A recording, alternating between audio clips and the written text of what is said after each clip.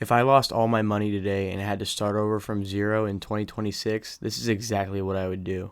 And no, it's not some complicated strategy. It's not picking some crazy stocks or some hype stocks, and it's definitely not getting rich overnight. It's actually really simple, but almost nobody follows the right order. And that's why most people stay stuck. So in this video, I'm going to show you the exact step-by-step plan I'd use if I had to rebuild everything from scratch. Alright, so step one, before you even think about investing, you need an emergency fund. And I know this is not the exciting part, no one wants to hear saving money, but this is what keeps you in the game because when life happens, like your car breaking down, you lose your job, something random comes up, and if you don't have money set aside to handle these situations, then you're going to go straight into debt, and that's what sets you back even further. So what I would do first is save up at least 3 months of expenses, and then build it up to 6 months over time. And the way you calculate this is basically just find out your monthly expenses. For example, if you spend around $2,500 each month on rent, food, and other expenses that you need, then you should try to get $7,500 in your emergency fund as fast as possible. And then once you get that, you can start to slow it down and invest at the same time while continuing to build up your emergency fund. And you're going to want to keep this money somewhere safe, like a high yield savings account, not invested, not in stocks, because this money is not meant to grow. It's meant to prevent you from selling your stocks if money is needed. Having an emergency fund is not just good financially, but it's also good for your mindset, because if you have an emergency fund to fall back on, then when the market drops, you won't get as scared and panic sell. Okay, and once you hit that 3 to 6 month range, here's step two. And honestly, a lot of people ignore this, but I don't know why, because it's one of the biggest things holding people back. High interest debt. If you have credit card debt at like 15, 20, even 25%, you are getting destroyed financially. Because think about it like this. If you invest your money right now, you might make 7 to 10% a year, but your debt is growing at 20%, so you're losing faster than you're even gaining. It's like trying to fill a bucket with a hole in it. So before I would start investing seriously, I would wipe out all high interest debt. That's your real first investment. Think about it. It's a guaranteed return. If you pay off that credit card debt that you have right now, then you're technically turning a 20% interest loss into a 20% interest gain. I want to make a video on credit cards soon, so let me know if you guys want that because they are very powerful but they're also dangerous tools, and most people get stuck in a debt trap and don't even realize it. Now, after taking care of all that high interest debt and you have an emergency fund set up, now we're on to step three where we could start investing. Now, if your job offers a 401k match, this is the first thing you should invest in every time because this is literally free money. Let's say your employer says, we'll match 100 of your contributions up to 4% of your salary. That means if you put in $100, they will match that and put in another $100, instant 100% return. You're not getting that kind of return on anything else. So at the very minimum, I would contribute enough to get the full match, not half of it or not whatever I feel like, the full match. But here's something a lot of people don't realize. You don't have to go all in on your 401k right away. And this is where I would personally do things a little differently. After I get the full match, I'm not maxing out my 401k yet. I'm moving on to other accounts like a Roth IRA. And the reason is simple. With a 401k, you don't have a lot of control. You're stuck with whatever investment options your job gives you. So sometimes those options aren't great, higher fees, limited choices, stuff like that. So I use the 401k for what it's best at, which is the free money. And then I move on from that. But here's one more thing that's important to understand. Your 401k is a long-term account. You're not touching that money anytime soon. And if you try to pull it out early, you're getting hit with taxes and penalties. So when you put that money in there, you have to think long term because we're talking decades. You can't pull that money out until you're 59 and a half without any penalties. And if your job lets you choose what you want to invest in with your 401k, I would keep it real simple. Look at something like a S&P 500 fund or a total index fund.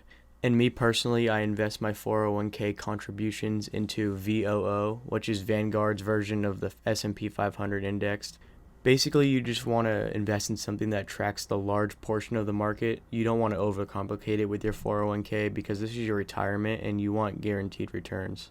Now, step four, this is where I would focus heavily.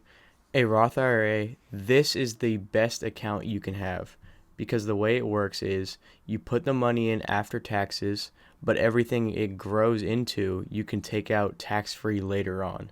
So imagine this, you invest money in your early 20s, it grows for 30 to 40 years, and all that growth, you don't pay any taxes on it at all. That's huge. And the contribution limit for 2026 is only 7,500, so I would try to max this out every year if possible. And even if you can't max it out, just consistently putting in money is a big win regardless. And here's why it matters even more right now. You're probably in one of the lowest tax brackets of your life, so paying taxes now is actually not that bad, because later when you're making more money, taxes could be way higher. So you're basically locking in today's lower tax rate and avoiding future taxes completely. Another thing that I really like about the Roth IRA is it's flexible. Your contributions, the money that you put in, you can actually take that out whenever it's needed. And I'm not saying that you should do that, but it's just nice knowing that your money's not locked away until you're 59 like a 401k. And this only applies to the money that you put into the Roth IRA. Everything that you made off of the stocks, that will get penalized if you touch it. But everything that you've put in is basically a bank account. And before I share step 5, I would like to share one concept about investing that is just very important. This alone can separate you from most beginners. It's called dollar cost averaging. And don't let the name make it sound confusing because it's very simple. Dollar cost averaging just means that you invest a fixed amount of money on a consistent schedule no matter what the market is doing. So instead of trying to guess the perfect time to invest, you just keep investing anyways. Let me give you a real example. Let's say you invest $100 a week. Some weeks the market is up, some weeks the market is down. And when the price is high, your $100 buys fewer stocks. But when the price is low, your $100 buys more stocks. So over time, you're averaging out your cost. You're not buying everything when it's at the top, and you're not just sitting around waiting for the perfect dip either. And this is important because most people lose money trying to time the market. They wait and wait and wait for the perfect moment, and it never comes. Or they finally invest right before the drop, and then they panic and sell. Dollar cost averaging removes all of that. No guessing, no stress, no trying to outsmart the market. You're just consistently investing on time. And think about it like this. Instead of trying to win one big bet, you're placing small, smart bets over and over again. And over time, that consistency is what builds wealth. Now let's move on to step 5. This is where you move into a regular brokerage account. Because at this point, you've handled all the basics. You're protected, you've eliminated bad debt, you're using tax advantage accounts, and now it's time to scale up. A brokerage account is just a normal investing account. No limits, no restrictions on when you can take your money out, and no income limits either. It's just straight investing. Now I know this is where most people are thinking, alright, what stocks do I pick? And this is where most people mess up. They start chasing random stocks, trying to hit something big, and usually that doesn't end well. If I was to start over, I would keep it as simple as possible. I would invest into index funds, which basically means instead of betting on one company, you're investing in hundreds at once. And you're not trying to guess the big winner, you're just riding the overall growth of the market. And this is where consistency really starts to matter, because at this stage, it's not about making one big move. It's about showing up over and over again, putting money in, and letting time do the work. Now here's something I would recommend myself. If I were to start over, don't try to get rich quick, because this is where most people lose money. They chase hype stocks, like meme coins, or invest in gold or silver, or they try to time the market, or they try to buy some random stock they saw online, and it usually doesn't end well. The real game is boring, it's consistent, it's patient, and it's time in the market that really matters. And the last thing I would focus on is increasing my income or increasing my savings rate, because yes, investing is powerful, but the more money you can put in, the faster everything grows.